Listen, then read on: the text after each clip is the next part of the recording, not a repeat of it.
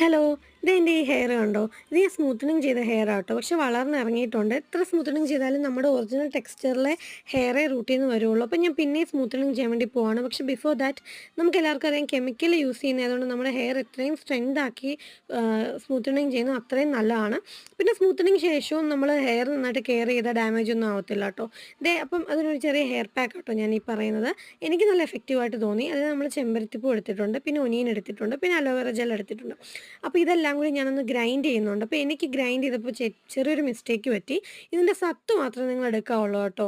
അരിപ്പ വെച്ചോ എങ്ങനെയെങ്കിലും ഒന്ന് ഫിൽട്ടർ ചെയ്തിട്ട് അതിൻ്റെ സത്ത് മാത്രമേ എടുക്കാവുള്ളൂ. പക്ഷെ ഞാൻ അബദ്ധത്തിൽ ഇത് സ്വയമേ മീൻസ് ഇത് മൊത്തത്തിൽ ഞാൻ സത്ത് എടുക്കാതെ എടുത്ത് തലയിൽ തേച്ചു. അപ്പോൾ ഞാൻ ഈ ഒഴിക്കുന്നത് കോക്കനട്ട് ഓയിലാണ്. വെർജിൻ കോക്കനട്ട് ഓയിലാണ് ഏറ്റവും നല്ലത്. എൻ്റെ കയ്യിൽ അവൈലബിൾ അല്ലാത്തതുകൊണ്ട് ഞാൻ ഇതെടുത്തു. അപ്പോൾ ഇത് ഞാൻ നന്നായിട്ട് ഹെയറിൽ നന്നായിട്ട് റൂട്ടിൽ 2 പാർട്ടീഷനായിട്ട് ഹെയർ എടുത്ത ശേഷം റൂട്ടിൽ നന്നായിട്ട് തേക്കണം. പിന്നെ മുടിയുടെ ടോട്ടൽ ഫുൾ ഹെയറിൽ തേച്ചു കുഴപ്പമൊന്നുമില്ല.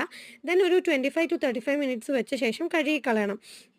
സോ ഞാൻ ഇത് രണ്ടായിട്ട് വെച്ചിട്ട് ചെയ്യാം കേട്ടോ. അപ്പോൾ എനിക്ക് പറ്റിയ മിസ്റ്റേക്ക് എന്താണെന്ന് വെച്ച് കഴിഞ്ഞാൽ ഇത് പ്രശ്നമൊന്നുമില്ല. പക്ഷേ ഇത് ഈ തലേന്ന് ഇതിൻ്റെ ഈ ഒരു പൊടിയും കാര്യങ്ങളും ഒക്കെ കളയാൻ കുറച്ച് പാടായിരുന്നു. അപ്പോൾ അതിലും നല്ല സത്ത് എടുക്കുന്നതാണ്, എളുപ്പമായിരിക്കും. സോ നല്ല